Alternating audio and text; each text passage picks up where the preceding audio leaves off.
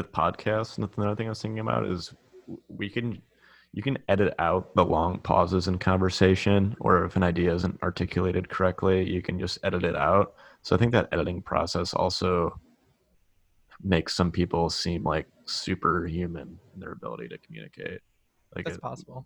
yeah. I'm sure you're right.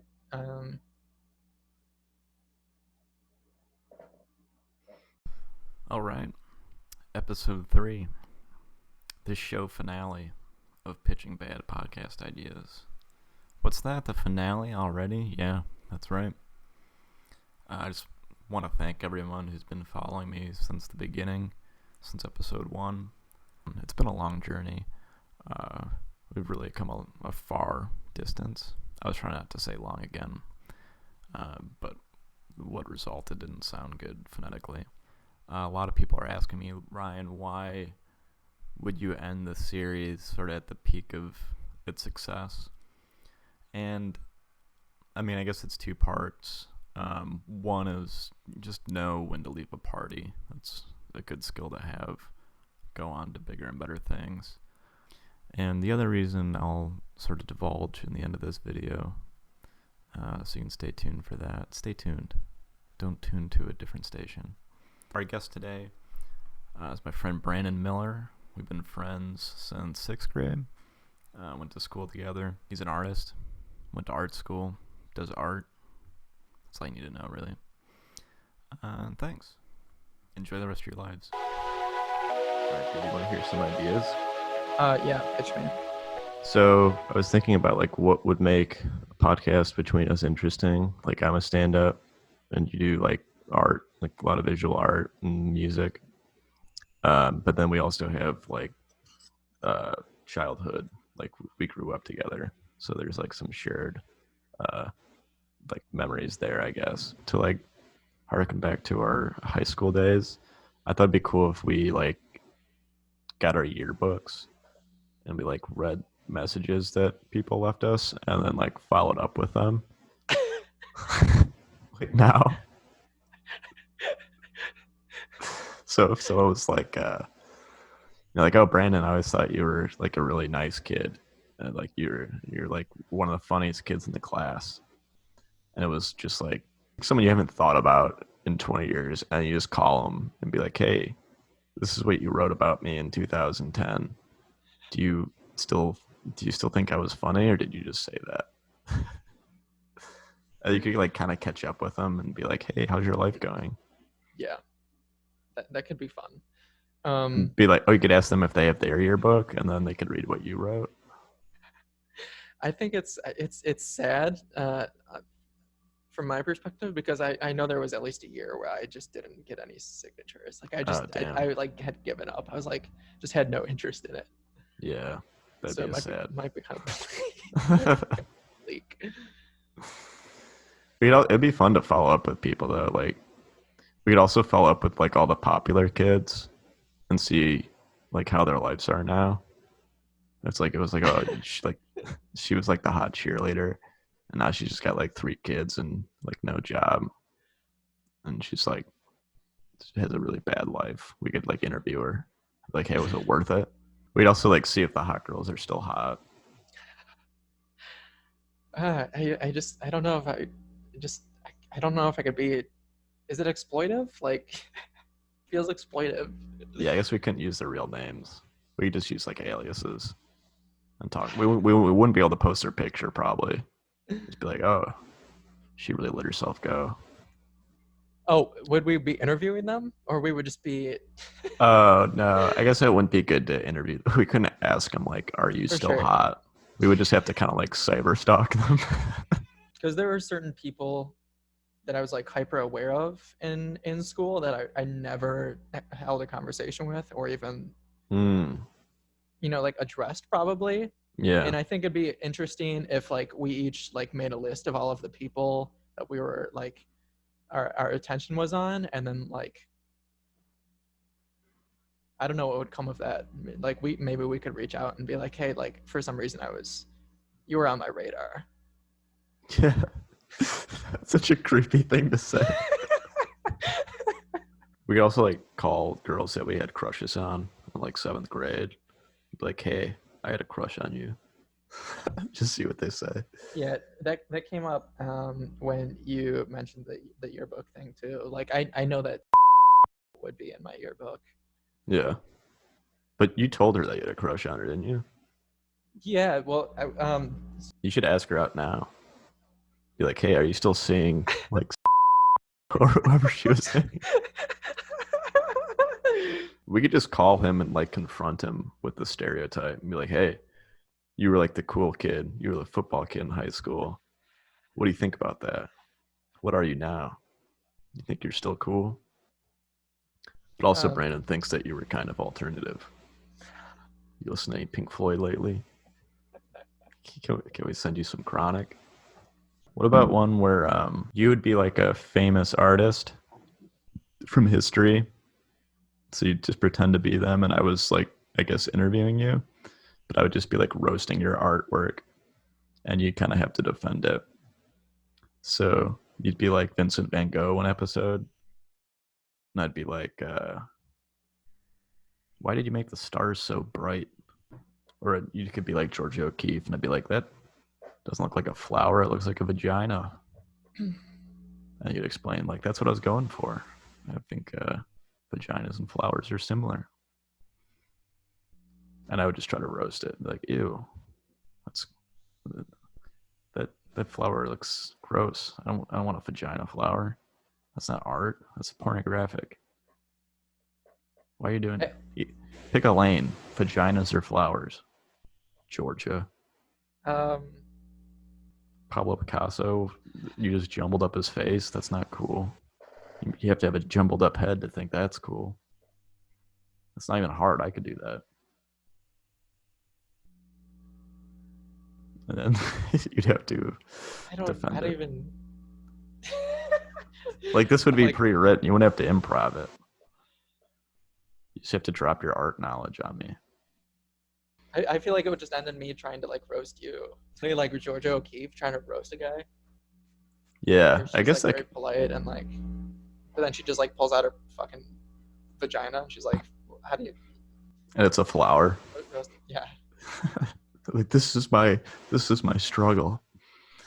This is why I paint the way I do. I have a rose vagina. Oh, that's probably one of the least vaginal flowers. All right, I'm gonna jot a few of these down.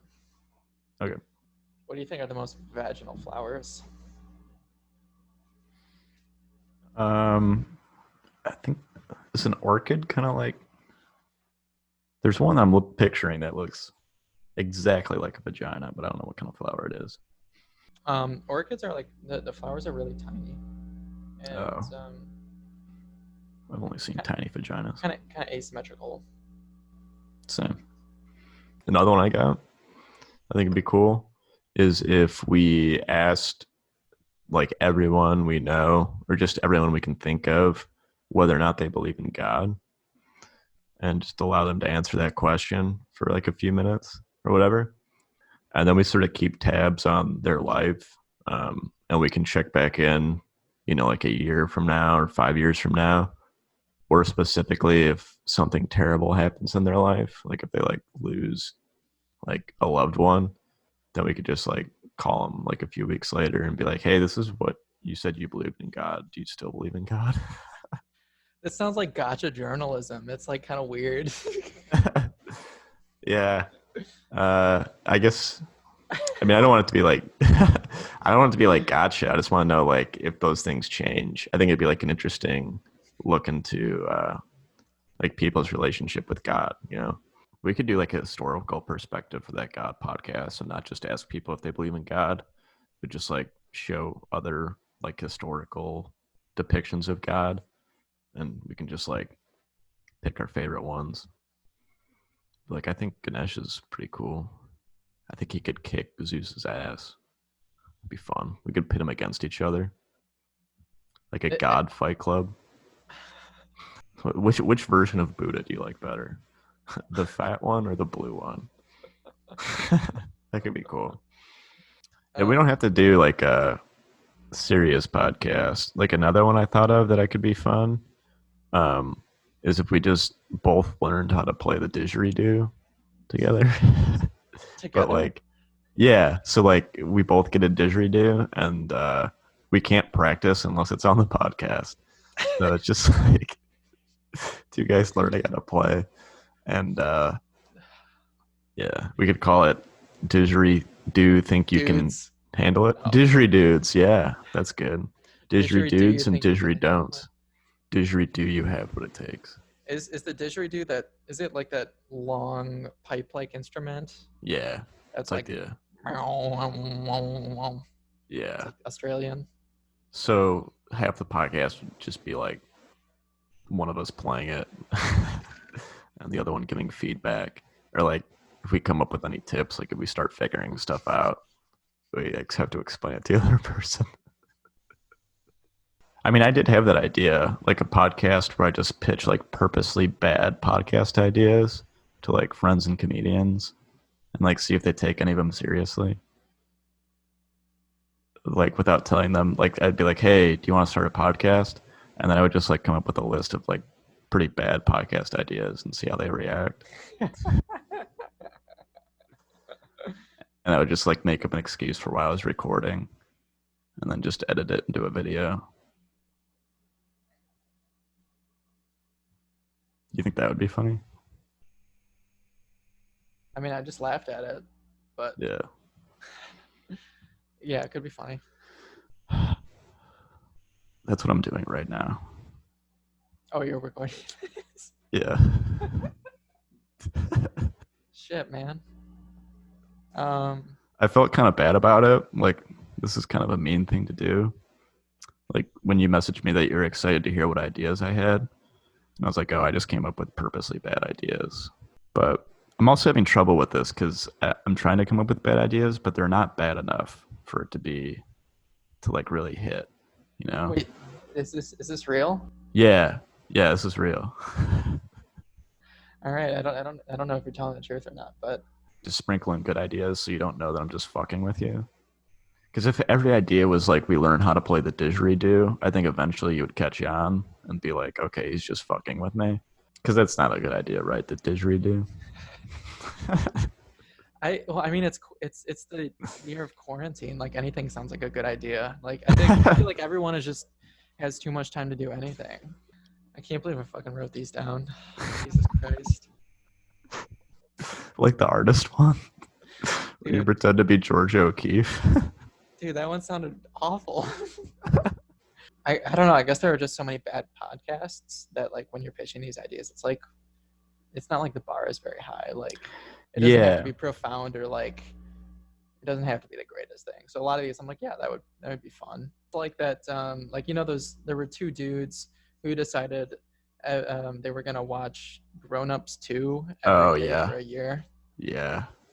And like that's not interesting, but like the fact that they did it is right in one regard at least. I guess that's what I was trying to parody is like the bad podcast ideas.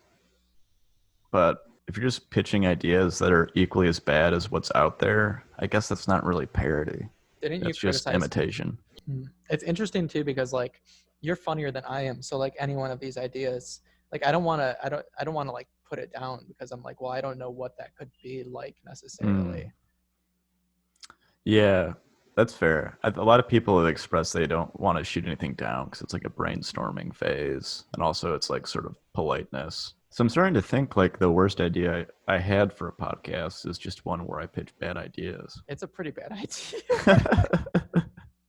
I don't know. It was an experiment. I'm losing faith in it, though. Each one I do, I'm like, I don't know if this is funny or not. Maybe I just didn't put enough effort into it. Are you mad? I'm a little let down. I'm sorry. I feel like someone just asked me to dance, and then they're like, "Nah, it's just a joke." Yeah, it's pretty mean. Yeah. I feel kind of bad about it, but also I think it's a funny prank. So, I mean, it's definitely in your. It's kind of your spirit, I think. Yeah. I don't know if that's fortunate, but probably not. Yeah, I think I'm a mean person. I'm trying to come to terms with that. think I try to hide it most of the time. But then when like people get like a certain amount of close with me, where I consider them a friend, then I feel comfortable like lashing out at them. I don't know what that impulse is.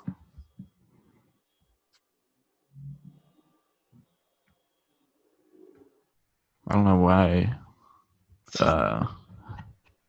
If that's just like, why is that funny to me? I don't know. What if you did a podcast where you just like talked to people that you hurt and just like tried to understand it? That'd be an interesting podcast.